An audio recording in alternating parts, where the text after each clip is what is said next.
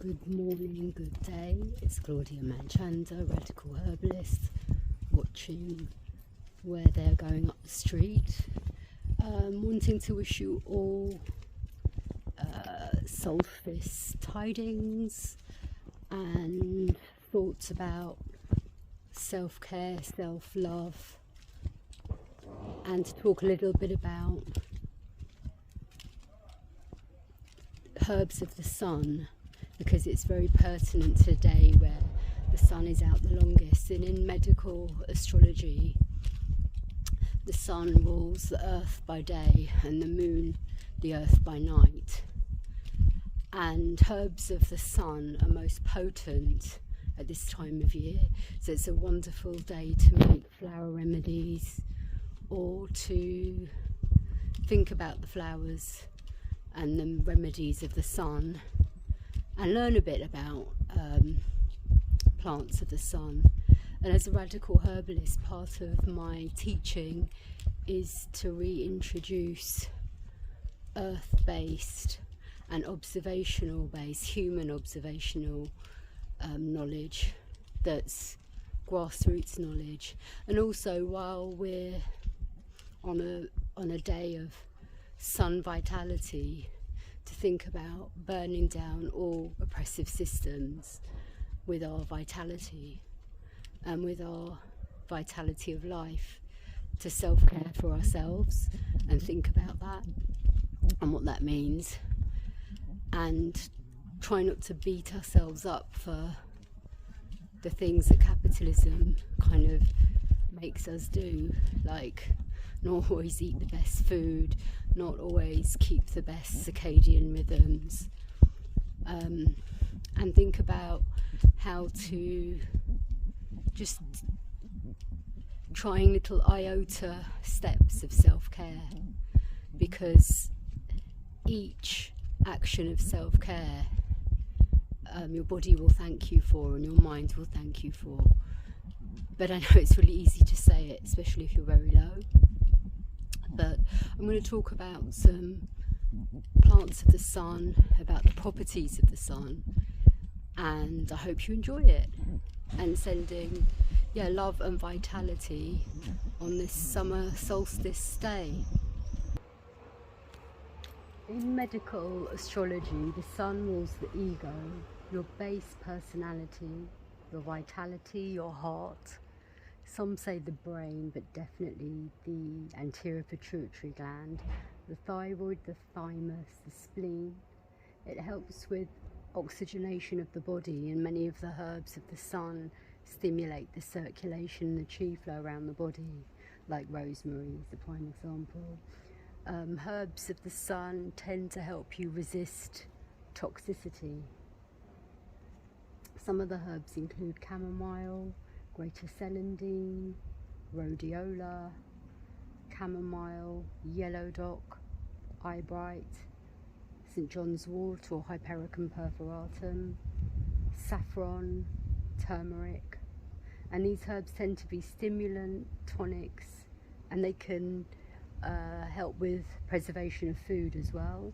The energy of the sun is hot, electric, positive. It's related to the gravitational core of the earth. It's warming, and the sun's home is in Leo, and the sign of Leo rules the heart, the spine and the upper back. The rays of the sun are dry and hot and fruitful, and bark flower remedies are made by placing a herb or a flower into spring water in a clear bowl and then left with unblocked sunlight for several hours, and then mixed 50-50 with brandy.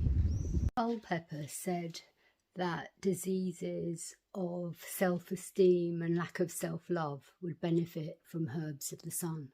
Of Calendula officinalis, an archetypal herb of the sun that's slightly drying, warming. It's also known as poor man's saffron, and saffron is another herb of the sun, and it has the signature of being orangey yellow. It has the rays, the petals out, you know, beaming outwards like the rays of the sun.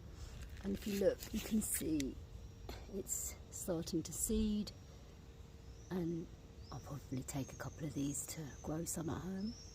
There's a random calendula seed on the pavement. Just by the by, calendula is used as a skin healing remedy, a vulnerary. It's also used as a lymphatic drainer and has affinity to the breasts, and at high alcohol dilutions it's quite a potent antiviral. I use it for cervical dysplasia as well. Here we have rosemary, a herb of the sun that stimulates circulation, helps with hair growth, helps with oxygenation, it's antiviral.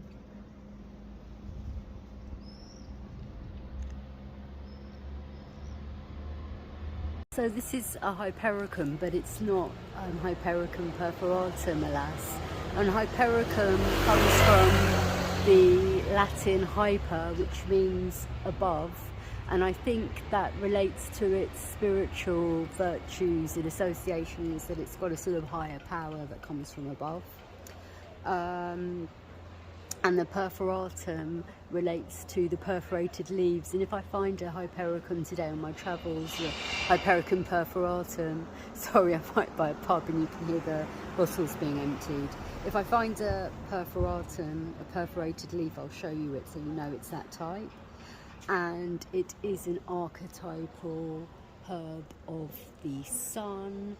It gives you vitality, it's mood lifting. The oil of Hypericum perforatum transforms from the sun, when it's in the sunlight, to a deep red colour, and it's been associated with the blood of Christ, and it's called St. John's wort, and it has loads of sort of religious, spiritual association. I associate Hypericum with puncture wounds, skin healing, the oil with skin healing, the internal remedy to heal frayed nerves, particularly of the spine, for sciatica. It's also been studied to use for depression, and that would be in accordance to it being a sun remedy. But it's also a herb that stimulates these enzymes in the liver and in different parts of the body called the cytochrome P450 pathway. So if you're taking drugs, it speeds up the metabolism of that drug in the system. So it could mean that you clear a drug sooner. So if you're on, like, you know, an antiretroviral for HIV, it could clear the blood, it could clear it out of your system, so that wouldn't be good. Or if you're on a selective serotonin reuptake inhibitor, it could also increase the amount of serotonin in your body and cause serotonin syndrome. Or if you're on a prodrug like tamoxifen that has to be converted to endoxifen, it actually increases the amount of drug in your body. So basically this herb is linked to having loads of drug interactions. As a flower remedy, Hypericum is a protector for those who feel unsafe from other people, who are jealous of other people, and who feel like they have to compete with other people. It makes you feel, you know, cool with yourself for who you are. Flower essences are made by placing ready flowers, like open, ripe, ready flowers, in spring water in uninterrupted sunlight for a few hours, and the sun transmutes the energy, or puts the energy into the water, which is then preserved with 50% brandy later. So this is a Hypericum flower remedy in the making. Curly dock in the Rumex family, that's related to buckwheat, is herb of the sun. Its root is used as a choleretic, and if you can see, it's got sort of a reddy tinge to it.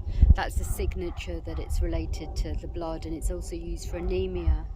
A lot of people say that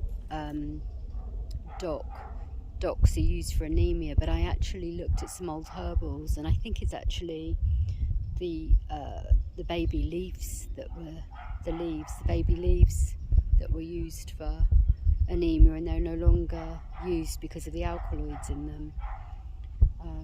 Yeah, it's a really nice remedy for red skin conditions and conditions where more bile production is needed.